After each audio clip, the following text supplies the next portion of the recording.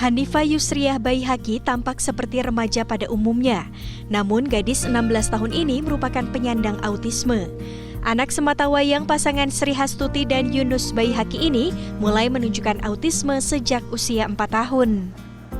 Sebagai ibu yang melahirkan, Sri Hastuti awalnya sempat menolak takdir. Namun sekarang sudah berdamai dengan keadaan dan merawat Hanifa dengan penuh sabar. Walau anaknya menyandang autisme, terselip bakat yang dimiliki, yaitu tertarik pada dunia modeling. Hastuti pun mendukung dan mengarahkan apa yang digeluti Hanifa. Awalnya Hanifa mengikuti di dunia modeling itu di usia 9 tahun. Hanifa sendiri, saya awalnya memang tidak mengerti apa yang Hanifa inginkan, tapi Hanifa itu punya kebiasaan mengatur baju sendiri, memadu padankan warna gitu kan. Terus Ambu itu bajunya kurang cocok deh gitu kan sama kerudungnya gitu. Jadi memainkan warna baju dan kerudung yang saya pakai, Hanifa protes gitu. Bahkan selama berkecimpung di dunia modeling, Hanifa sudah terlibat beberapa event besar.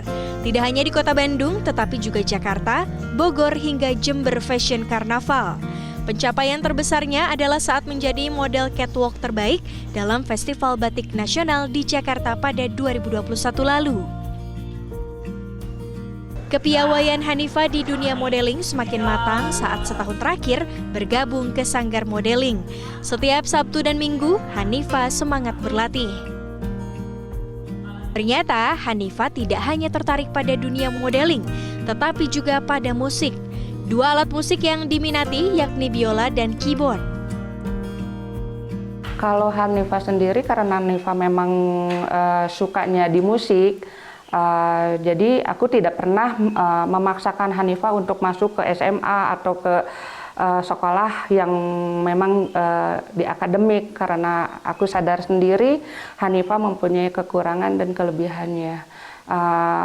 Pas begitu Hanifa menginginkan sekolah di musik, ya saya sebagai orang tua, saya sebagai orang ibu, saya mensupport dan mendukung apa yang Hanifa inginkan gitu. Ketertarikan Hanifa pada musik membuatnya diterima di Sekolah Menengah Kejuruan Negeri Bidang Seni dan Industri Kreatif SMKN 10 Bandung. Kini Hanifa duduk di kelas 10 jurusan seni musik.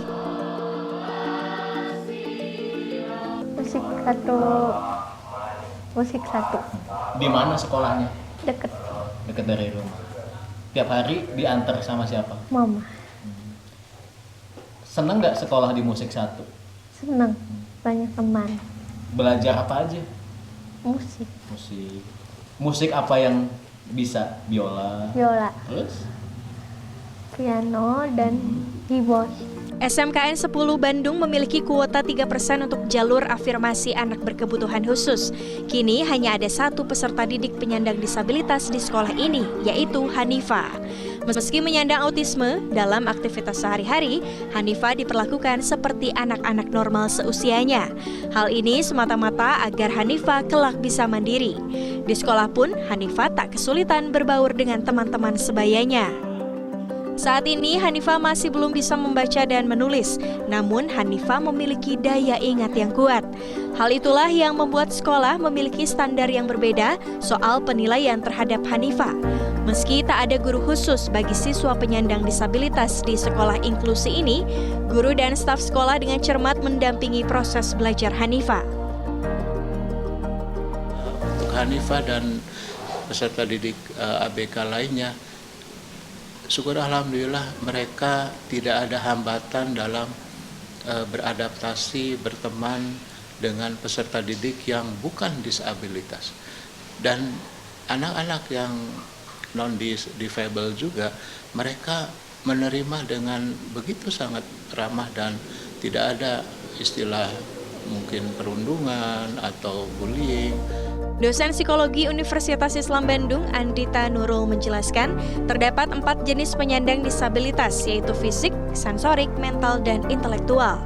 Diperlukan peran orang tua sebagai garda terdepan dan lingkungan sekitar untuk memahami jenis disabilitas tersebut, untuk kemudian mengidentifikasi kelebihan dan kekurangan dari anak-anak penyandang disabilitas. Barulah potensi anak dapat digali dan didukung. Kita masukin nih anaknya di semua kegiatan, kita coba-coba aja semuanya, mana yang anaknya suka, mana yang anaknya bertahan, mana yang anaknya responnya positif. Kalau terstruktur, kita mencoba untuk menyusun, mengidentifikasi gitu ya, perilaku-perilaku apa yang akan yang seharusnya dimunculkan dalam situasi tertentu, sehingga ketika itu misalnya ditampilkan oleh anak, kita bisa mempunyai asumsi bahwa sepertinya anak ini oke deh, dia kayaknya mau deh, dia kayak suka dan seterusnya, sehingga kita coba untuk lebih fokus sedikit ke titik itu. Nah, Andita menambahkan, penting pula bagi orang tua dan lingkungan untuk mengurangi ekspektasi ketika menghadapi anak-anak penyandang disabilitas, meski potensi mereka sudah tergali dan kemampuan mereka sudah terasah. Karena apabila dipaksakan, dikhawatirkan dapat berdampak pada aspek psikologis lain, seperti membuat anak menjadi mudah marah. Tim Liputan CNN Indonesia, Bandung, Jawa Barat.